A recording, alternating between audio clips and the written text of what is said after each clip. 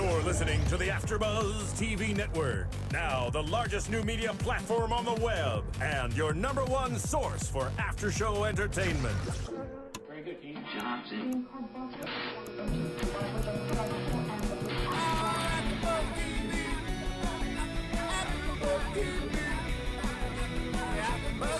the AFTERBUZZ Studios in Los Angeles, California, presented by Maria Menounos and Bing.com, and streaming live thanks to Akamai Technologies, this is AFTERBUZZ TV's Teen Mom 2 After Show. We'll break down tonight's episode and get you all the latest news and gossip. If you'd like to buzz in on tonight's show, you can buzz us at 424-256-1729. That's 424-256-1729. And now, another post-game wrap-up show for your favorite TV show. It's AFTERBUZZ TV's Teen Mom 2 After Show. Hello, welcome everybody. Bing is for doing, and we are doing another after show, AFTERBUZZ TV after show for Teen Mom. You kind of, let's see, well, first, this is, season 4, last season. Episode 9, By the Rules. I got to think about how that applies. I usually don't even know the name of the title of the episode when I'm watching it, and then later I see that title, and then I kind of, relate to it. But, I'm here all alone, as you can tell. But I've got Marissa Movies over there. She's keeping me company. Thank you, Marissa. So they kind of have tuned into the Ed show right now. This is like the me. This is a show about me. It's all you, Ed. It's all me.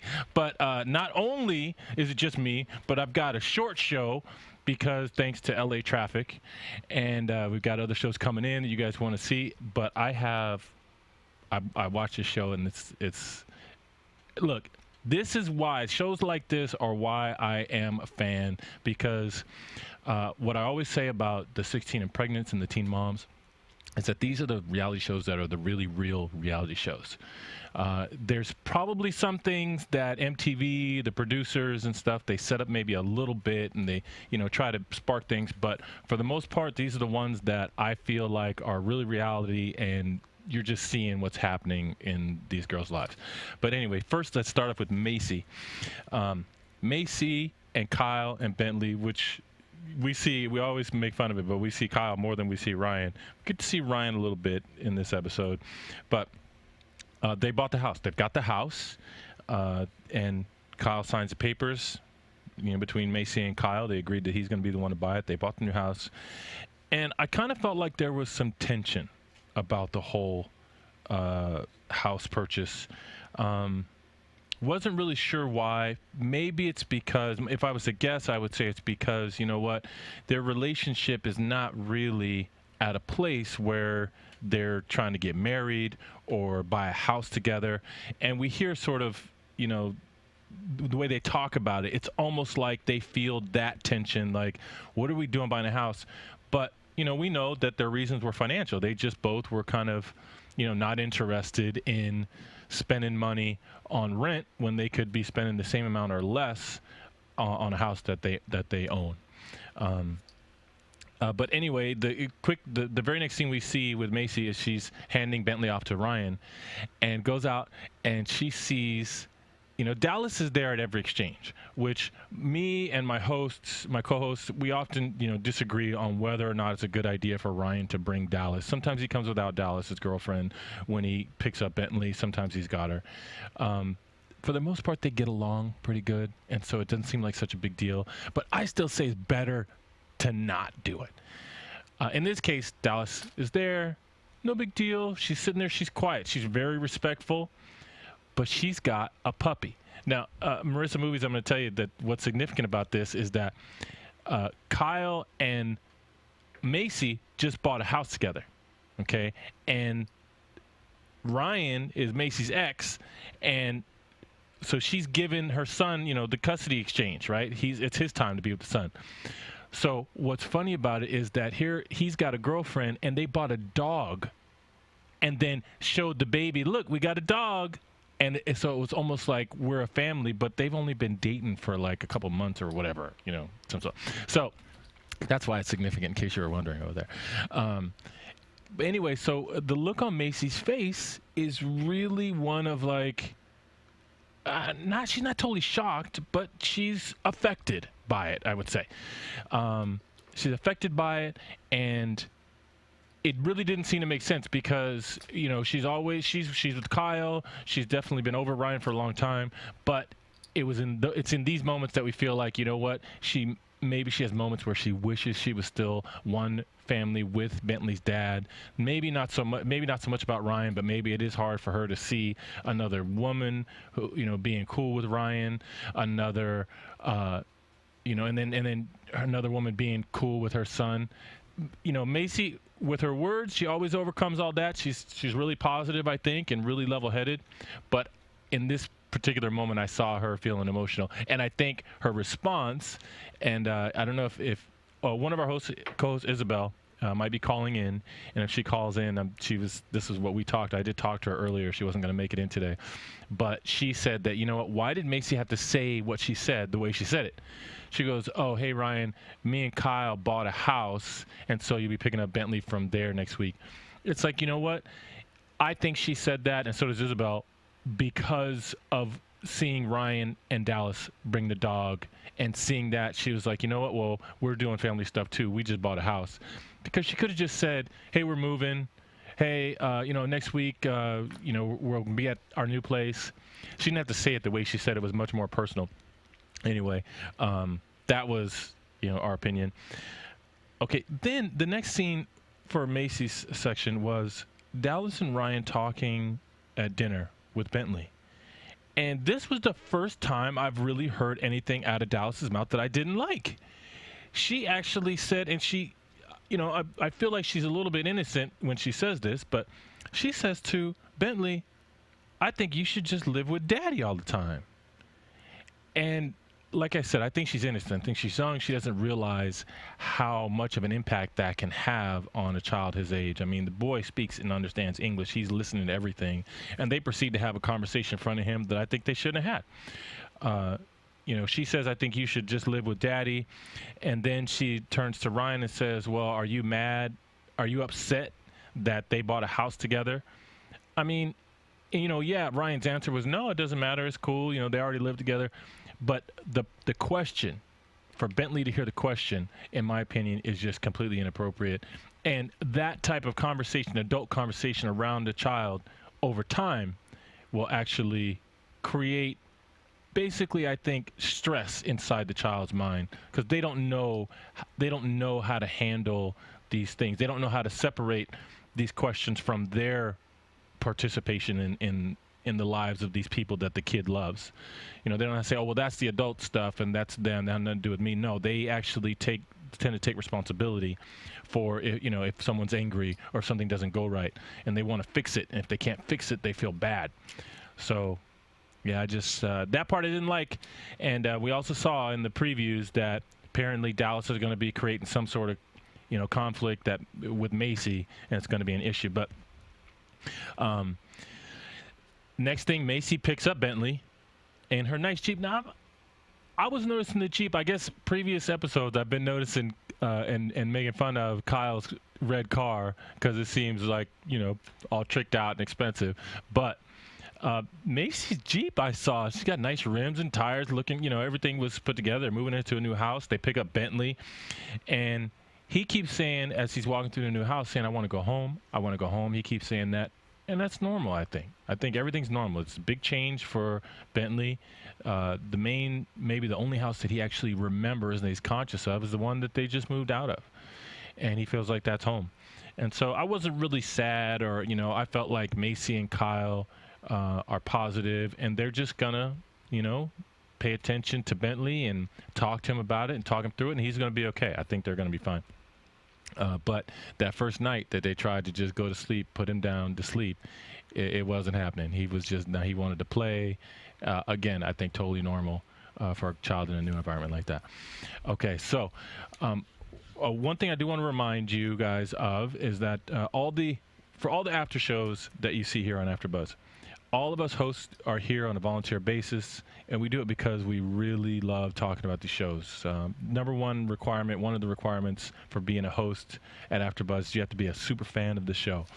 And you know, I really enjoy watching, as odd as it may seem, I enjoy watching the real reality teen mom, 16 and pregnant shows. It is an amazing thing to see. But for you guys, when you tune into our after shows and listen to our podcasts, you can help us out, help us keep this whole thing free, keep this whole machine going. In a monetary fashion, you can help out very easily with your purchases on Amazon.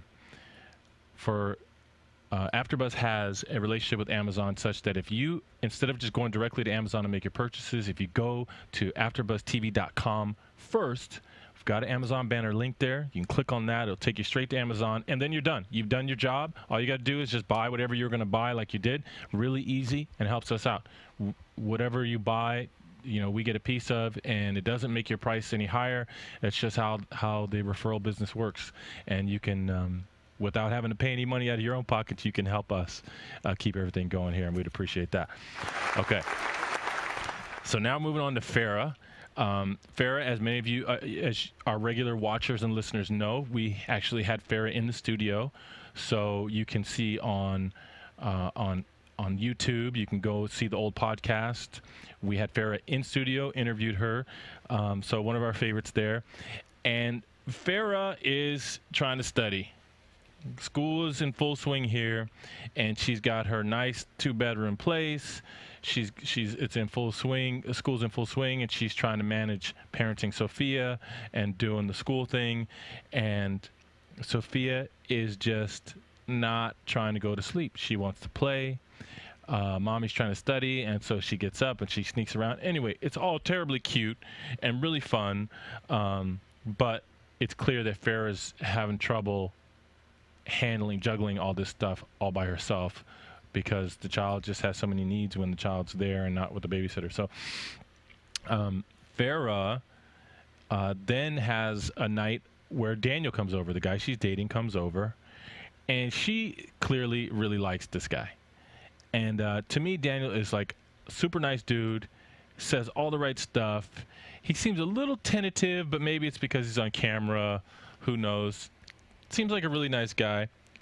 Familiar with dealing with kids, likes kids. And in fact, he's sitting there on the couch while Farrah's studying and doing some stuff for school, trying to get it done. And she basically says, "Hey, Daniel, can you help me, put Sophia to bed and help me deal with her so I can get the stuff done, and then we can have our time together," whatever. And he does do it. He tries to, take Sophia over and put her in the bed and say, "Sophia, hey, go to sleep." I don't know. I just, I felt like, okay, maybe he's been around kids, but he hasn't had to do that part yet, because anybody who's ever had a toddler and you want him to go to bed, you know that you're not going to get him to stay in bed the way he did it. But it was funny to see him try. Eventually Farrah has to stop and help him put Sophia to bed. But yeah, Sophia is just too, she's being a little playful, but she's also acting out a little bit. She's like hitting Daniel, and she's doing stuff, and so there's a little bit of like, hey, he's already calling her Soph, don't do that. But he's being funny too. When Mom gets mad, he's saying, "I can't save you." It's all really, really cute, and Farrah appreciates Daniel.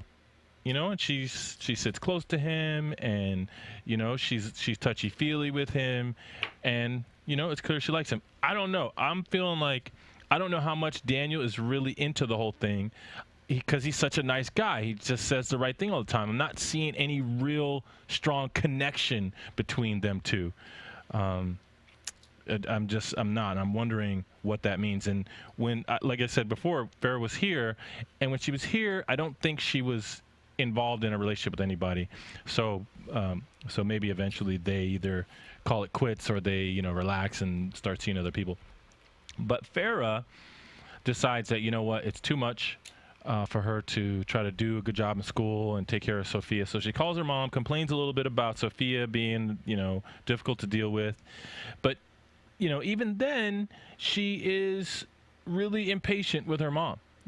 Kind of, par for the course. We've always seen Farrah sort of being impatient. And I think if MTV had, equal amounts of footage of Farrah being patient or being calm and nice and normal, or stable with her mom, that they would probably show us all of the negative footage and maybe some of the stuff. So, because that's really the thing that's always talked about with Farrah, is that how she interacts with her mom, how she interacts with her dad, and how her mom interacts back and how her dad interacts back. And it's always the best conversation is when there's a lot of conflict there. So I'm not so sure if that's the way it is all the time. But in this case, she was back to her impatient self with her mom. She is still thinking that, or she begins to think that, I need to be able to focus on school at least for a month. So I'm gonna have my mom take Sophia, and she calls her sister Ashley, which I was totally surprised that Ashley said it was okay. She was like, I think that's a good idea, because we know from previous episodes that Ashley can't stand her mom and was telling her that, she doesn't think that any of the grandkids should be around her because she's a bad influence, etc. I was totally shocked when Ashley was like, I think that's a good idea. And then, and Ashley obviously lives near the mom. And so she was talking about how she was going to be happy to get to see Sophia too if she's staying there for a month. So Farrah calls her mom probably next day, I think. And, just really casually says, hey, I was thinking that you're coming to visit. And then when you leave, you can just take Sophia back and keep her for a month. That was just, to me, Farrah's way to say it without having to say, oh, by the way, Mom, you were right. It is too difficult for me. And you know what? Her mom maybe could have taken an opportunity to say, and I told you so, but she didn't. And I thought it was all great. She just said, oh, we'd love to have Sophia. And that also leads to Farrah saying, hey, also, I'm dating the guy I'm dating Daniel, and I'm going to go to Austin, Texas, to where he's from. Can you watch Sophia then, too? Or at least that was what her trip out is for. So this is also the time when Daniel's going to meet Farrah's mom, which I don't know how long they've been dating exactly here. But it seems all really fast. We talked about that last week. All seems super fast for her to be going back to Austin where the guy came from. But you know what? Farrah is more mature out of necessity. She's had to grow up really fast, and so maybe she knows what she likes, and she's just going with the flow. Maybe it's no big deal. But Daniel meets the mom. Of course, he's a nice guy. He says all the right stuff. Sophia is all over him like she's known him for a long time. Sophia's the little baby's hugging him, and when he comes in the room and all over him. Anyway, had a good talk with Farrah's mom. And then Daniel takes the baby and plays with the baby out of earshot of Farrah and her mom, so they can talk. And it was a good, positive conversation, something that we haven't seen a lot of. It was really, really good. Which, speaking of conversation, that reminds me that we want to remind you guys that word of mouth is one of the best ways that that you can help us get more viewers and, again, keep everything going. Another way is by providing ratings and comments particularly on iTunes. iTunes, Apple made it really easy for you guys to listen to podcasts, to comment and rate them with their new podcast app. You can go get that for free in the App Store. But it's easy and it helps out. Tell a friend. Listen to us on iTunes. You can watch us on YouTube. If you just put in AfterBuzz TV, we've got our own channel. You can see all the episodes. You can rate there. You can comment there. And we do read them and we check them out. We'd appreciate it. Okay. Now, I got a couple more minutes. Marissa Movies is pushing me along. We're going to be good. Going to talk about Amber and Catelynn. Okay. Now, with Amber, it starts out with Gary moving and Leah's with Amber. While she's with Amber, she's telling the camera. Sorry, while she's got Leah, she's telling the camera that her and Gary are fighting all the time. And JJ, the caseworker, calls, and he's just asking the normal questions. And remember, this was a volunteer rehab facility she was in, because I kept wanting. JJ's attitude was real casual, was real real careful. He's like, so have you been able to get to any outpatient, facility, treatment programs, et cetera, et cetera? And he's checking in with her. He's doing a great thing by calling, but I think because it was all volunteer rehab, he doesn't have any sort of authority behind him. He doesn't have anything where he can say, he's not like a parole officer where he can threaten her with something. But in this case, it's like, you know what? I feel like Amber, at this stage in her life, she needs to have a stable outpatient program that she's going to. Otherwise, she's going to have such a tendency to fall back into outbursts of anger and things that are going to get her in trouble. And so, I felt it was unfortunate that JJ didn't really have any, sort of power to really get her into this program. He was real casual about it, but he said it was important. He did a good thing. It was good. I just wish he had more power to sort of get her in there, because she said, I just stopped trying to do the right thing because nothing is good enough for everybody. I mean, that's a depressing thing. That's a depressed person talking. That's sad. And it's like, at this point, she just needs to be talking to a professional on a regular basis, and other people, that are in the same sort of deal. But, and then the next scene we see is a classic example. Gary picks Leah up, and he comes in, and for a second, things are okay. She's like, oh, Leah's been cute. She's been taking pictures all day. And then all of a sudden, he says, do you want to have Leah tomorrow? If you don't, my mom's going to have her. And she says, why is your mom going to have her? He says, because I'm going out of state again. And she immediately blows up. She's like, why are you going out of state? This is ridiculous. She just goes into mean Amber mode. I mean, she's just super mean. When she gets up and wants to go to Leah, she's all, get out of my way. And she's like, it tells him, get out of my house. And when he goes out of the house, he's still got the baby. She slams the door. So, she is still in that area where she can get so mad that she's going to do something that's inappropriate like that. I'm going to go through this really quick, but it was good stuff, man. Gary talked with his mom. Actually, you know what? An important thing happened. When Gary went out to the car, he's playing with Leah, and Amber calls him as he's still in the car and just getting in. And it's like, why are you going out of state again? He says, you know what? I don't have to justify anything to you. I want to argue. I'm just not going to do this with you, so I'm going to hang up now. And she's like, yeah, it does matter. And he's like, why does it matter? And she's like, it does matter because you got my kid and you're dropping her off again, and that's not okay. My thing is, Gary, he was okay it was okay for him to say what he said, to be like, you know what, I'm not going to be negative, I'm just going to hang up, But with Amber in such a state, we've got to work with her. We've got to give her something a little bit. Go ahead and answer her questions. You don't have to let her be abusive, but if you answer her questions, she's actually at a place where she can talk about things now, which we saw. After that, Gary went and talked to his mom, and Gary was a little bit blaming, said that Amber hasn't seen Leah but only 3 times since she got a rehab, but we know that she's asked Gary more than that, and he said no, or he's, so I didn't like that Gary was saying that. I mean, he knows that the judge said, you know what, with all the people, that random people vandalizing your house and being haters on you in real life here, it's not safe for you to have your daughter overnight. So that's for that reason the judge said you can't have your daughter overnight.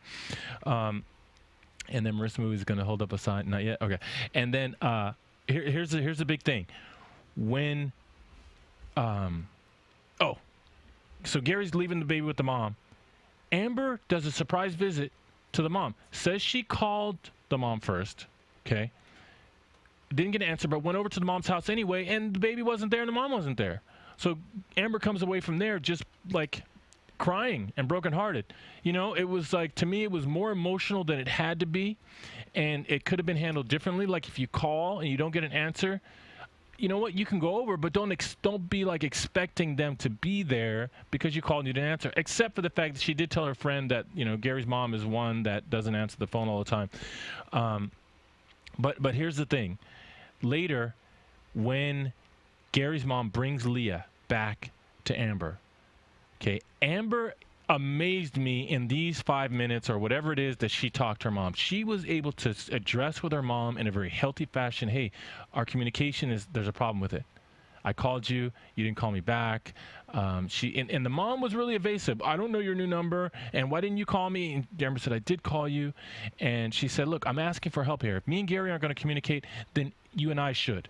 It was just so good. It was amazing. I thought this is a product of good therapy. She learned so much. The communication with Gary's mom, she just does great. And she says, I'm asking for help. I mean, I was just totally impressed. Anyway, but they still, we know what happens with Amber later, so it's just too bad. Okay, I'm going to finish up. I got like 3 minutes left, guys. Catelynn and Tyler, man. So in the beginning, we see Tyler's mom and Tyler's sister, which who in the hell knew that Tyler had a sister? Nobody knew that. I didn't know that. But he's got a sister with kids, and Tyler is there and Catelynn's there.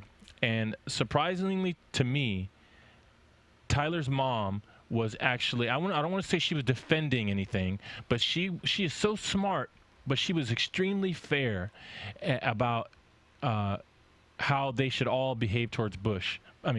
She was saying, you know what? He's done all these terrible things, but he's your dad, and that this is the point in time when he needs all of us to be behind him. And she was saying, so Tyler, if you want to go to the arraignment, I'll go. He's like, first he started out by saying, why would I go to that? He feels really hurt. He feels really like, his dad's a lost cause. At the end of the conversation, the mom talked to him enough where he was like, you know what? I'm going to go because no matter what he did, he's still my dad. So there you just see Tyler's smart and fair mom, her great influence, on her son. And it's just a positive thing. At the arraignment, Butch is going to represent himself. Judge even tells him, dude, you do that, you're a fool. He says, well, I'm gonna do it anyway. And on the way out, because the judge doesn't let him go, leave, has to put him back in jail. He gives dirty looks to April, to his wife. And yeah, I mean, it was a dirty look. It was like, you know what, I'm disgusted with you.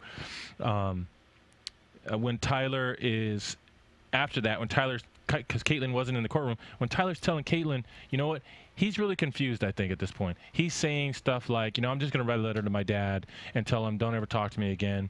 And then she's like, but I thought you were going to always be there for your dad. And he says, well, I'm not going to give up on him. She says, like, I don't know. I think he's confused. He's just overwhelmed with the emotions that he feels, etc., for this whole thing. And then I'll tell you, I'll just wrap up the last part by saying that, you know what, with Catelynn's mom, she's... I don't want to be negative about this because I have the best hopes for her, but it does feel like, yes, I can do news in a second. Marissa Movies reminded me about news. I got good news, or I got news. It's not necessarily good, but so Catelynn and her mom talk. Basically, they talk about the whole thing. What are you going to do now? And she's like, I want to be sober. I want to get my life together. And at this point, you see hope in Catelynn's face. Like, wow, I'm so glad. She's like, it's almost like she's saying, I'm so glad that my mom is saying all these positive things, but I'm not convinced. I feel like she's just, like she was affected the way Butch looked at her in the courtroom. And I feel like she could easily fall back into, the being triggered by him or drinking or whatever. But she goes to the AA meeting. Catelynn goes with her, which I think is awesome. She comes back and she says, you know what, you're never going to see your mom drink a beer again.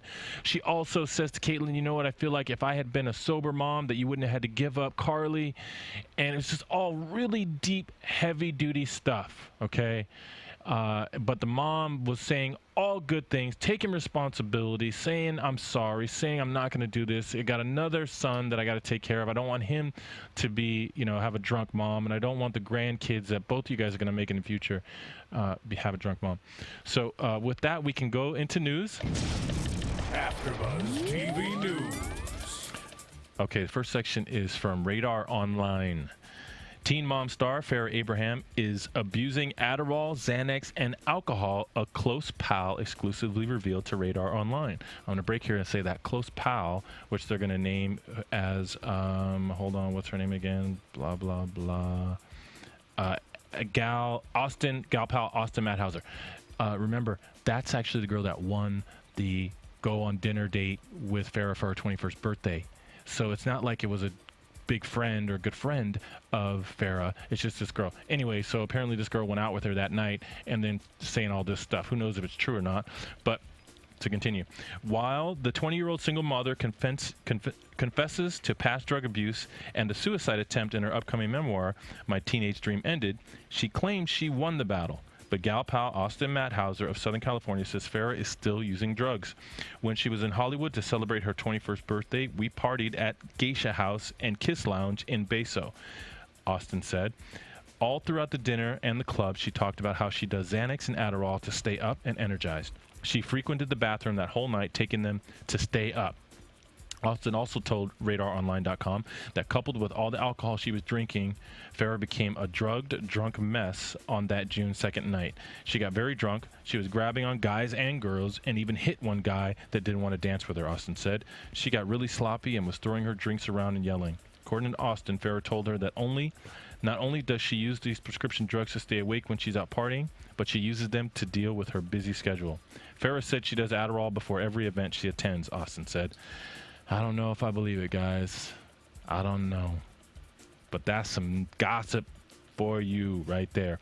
Okay, also, from one of our favorite places to get news and information, Starcasm.net.